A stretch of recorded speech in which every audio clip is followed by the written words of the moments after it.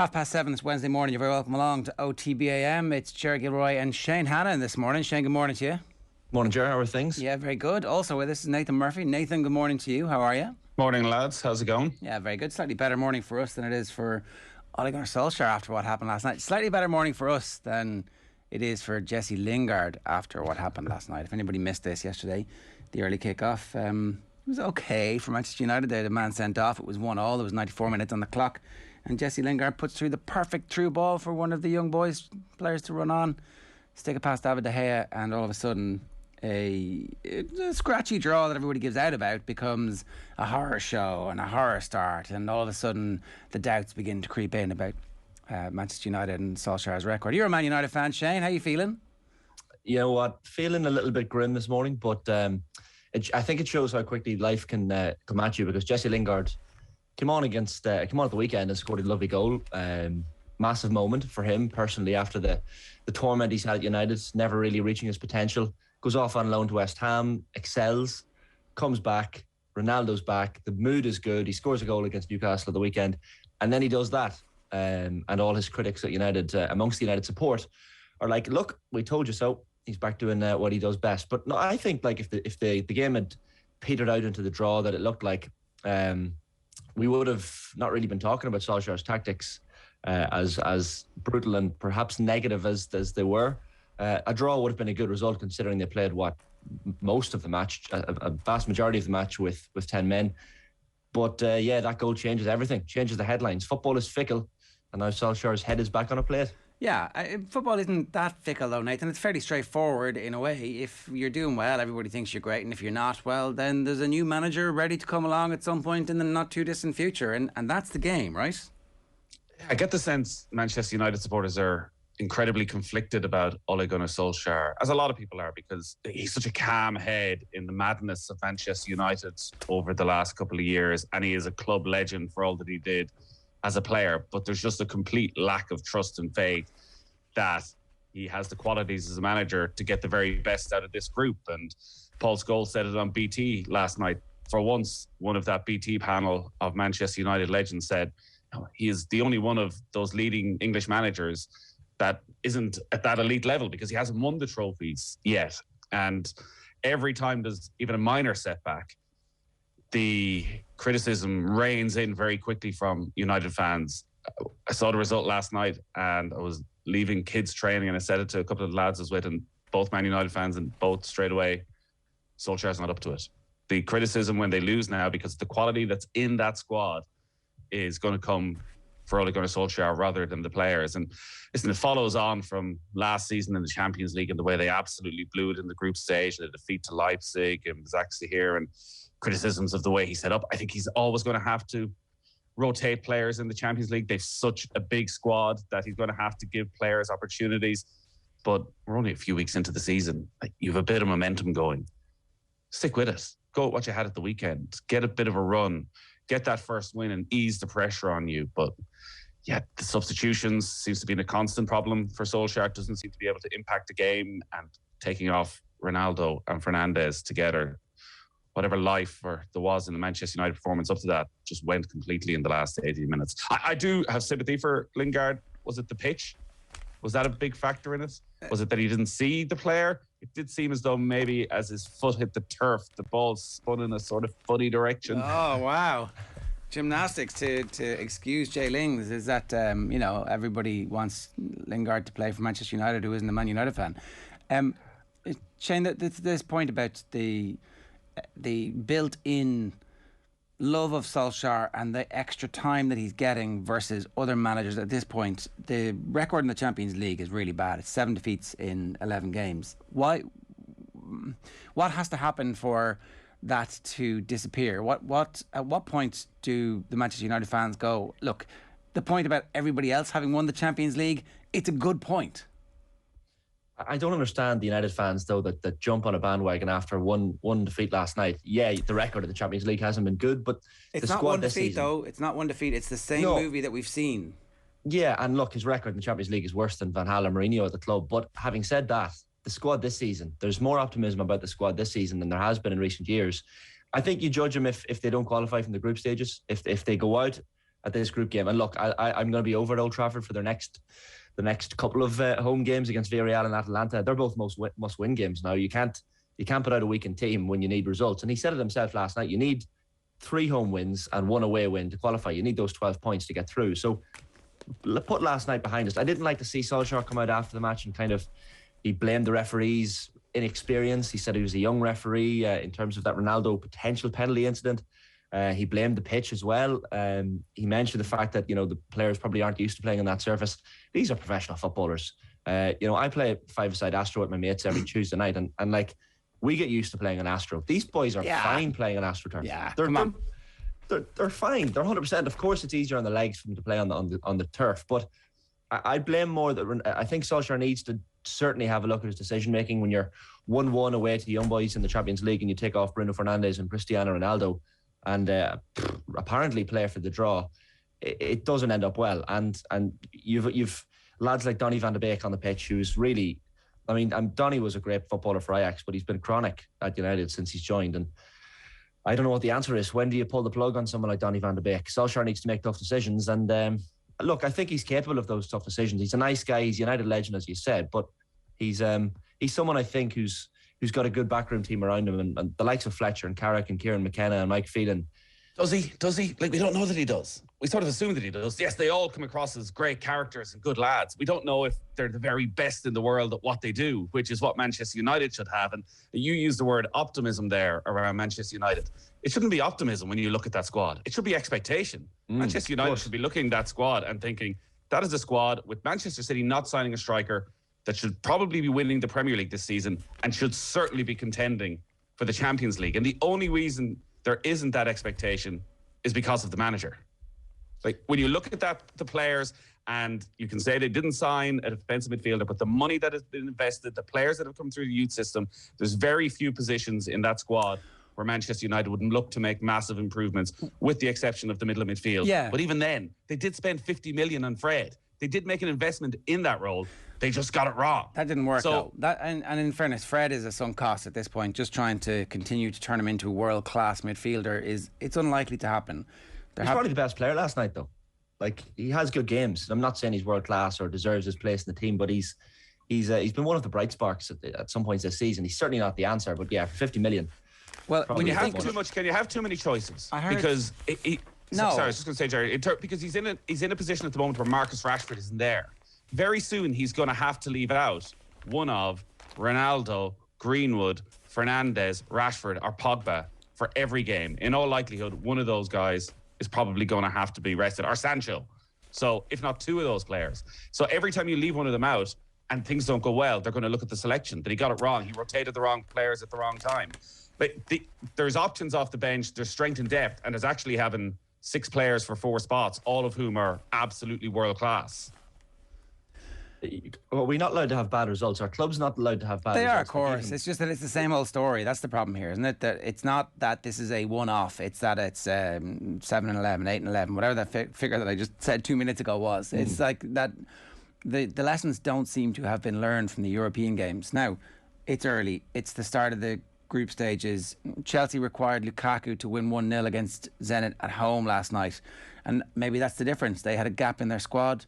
They signed somebody to fix that gap, and therefore they go on. I did, and the comparison is going to keep being made with Lampard and the difference between Tuchel's Chelsea versus Lampard's Chelsea, and what it might look like if you had an adult in the room at Manchester United who had won the Champions League, or who was of that, because obviously Tuchel hadn't by the time he got there, and has now.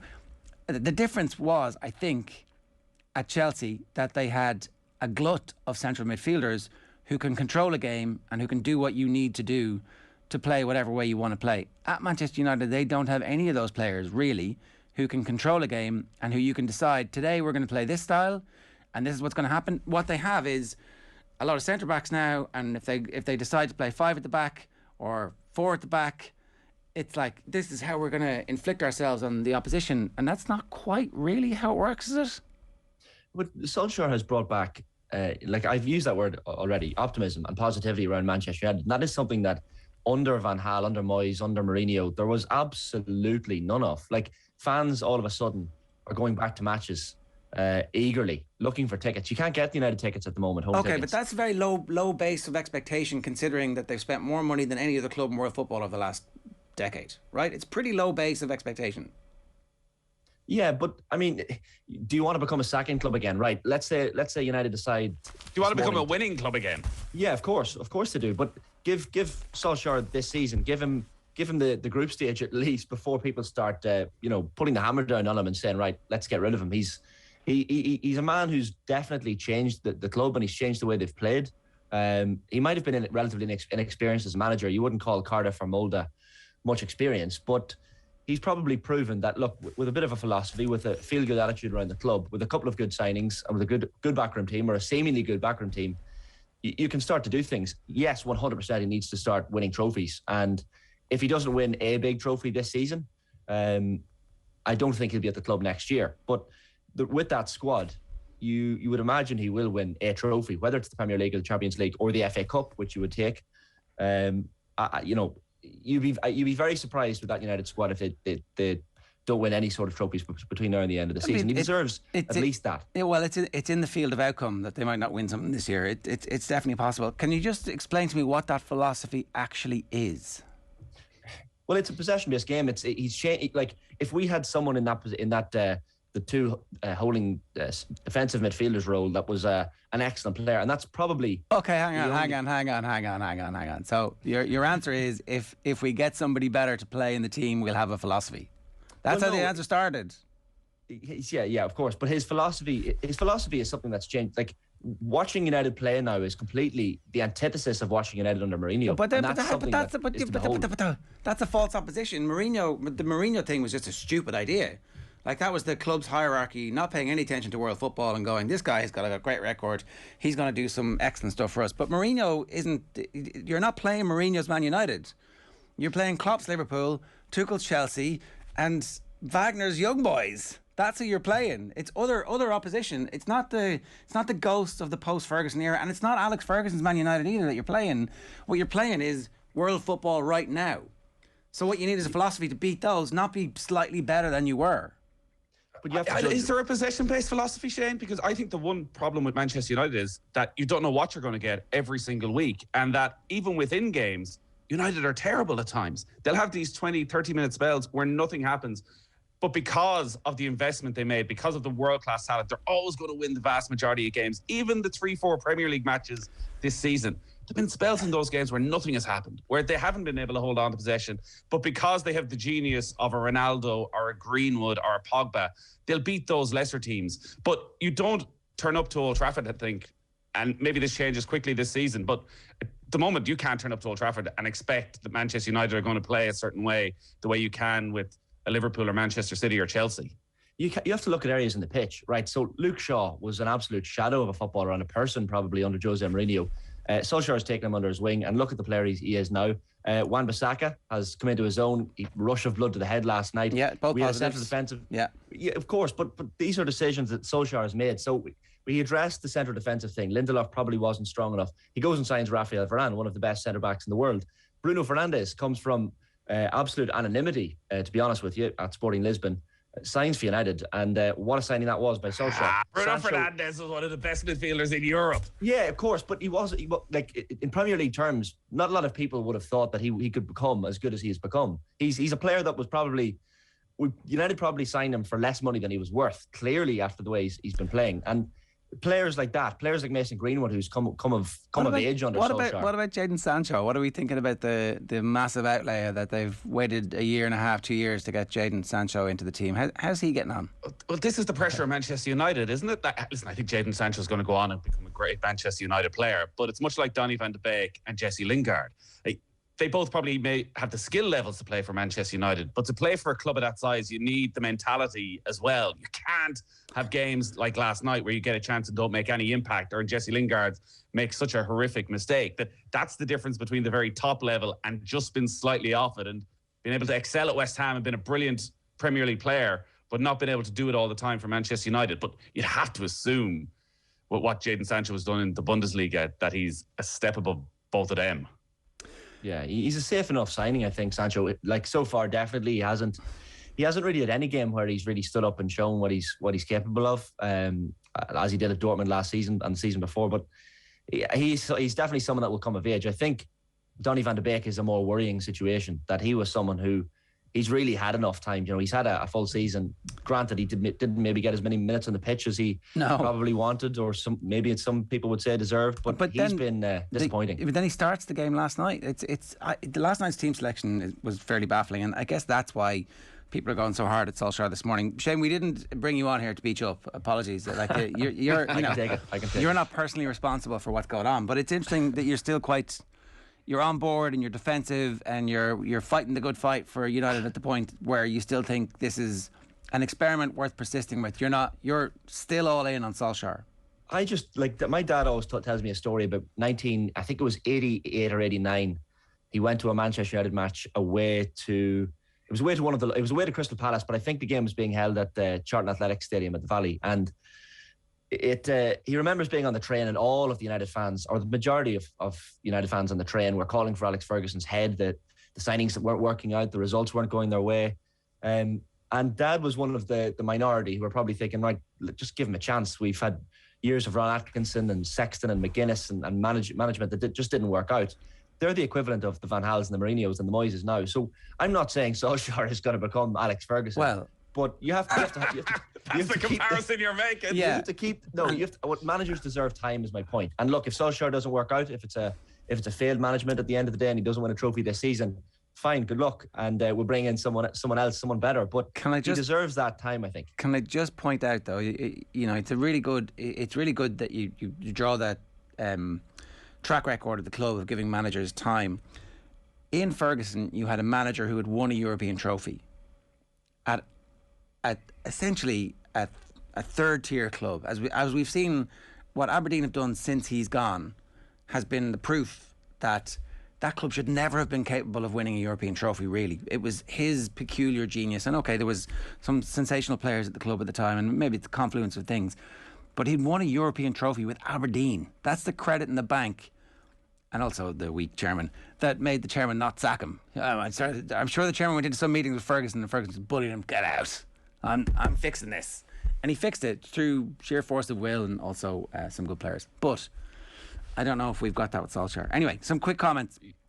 Go on, if you one quick point. No, go on, Jared. I was going to say about the reaction. You're right, Jared, Shane, about one defeat, overreacting. But that's what happens when you're a Manchester United manager. Even at Liverpool tonight, with what Klopp has done, if they were to draw with AC Milan, there'll be an inquest into the strength and depth in the squad. And we should point out, it's not just those of us on this side who overreact. Look at Manchester United internally overreacting. Paul Pogba, having spent the last 6 months to a year shuffling around trying to get himself a move, after a one half decent performance against Newcastle, has suddenly decided this is enough to convince me to stay. Everyone is overreacting right now. Yeah, but Pogba's been excellent. He's had a great start of the season. If Solskjaer has anything to do with holding on to him, that's another positive. That's another tick under Solskjaer's box. But yeah, look. They should have got rid of him in the summer. Cashed in at the best possible time. Okay, so Wolves battered United only a couple of games ago without getting the result. United ain't winning no league under Ollie, says Kieran. Shifty Lad says, I'm not conflicted at all. Unfortunately, Ollie just isn't strong enough. Ryan says, everyone needs to chill. Anyone can get beaten in the Champions League, especially with 10 men. It was a game of individual moments that cost the game. It's a loss. You pick up and move on, which is fair enough. It is totally fair enough. It's just that, as I said, we've seen the movie before, particularly in European football. Philip says the dog in the street knows they made a huge mistake not signing a central defensive midfielder. McTominay is a squad player at Man United in my book. In Ollie's, he's a starter. It's possible McTominay goes on to have an absolutely brilliant career and is the player that they need in there. It's just that you can't. His injury profile at the moment has been that he misses some games every season.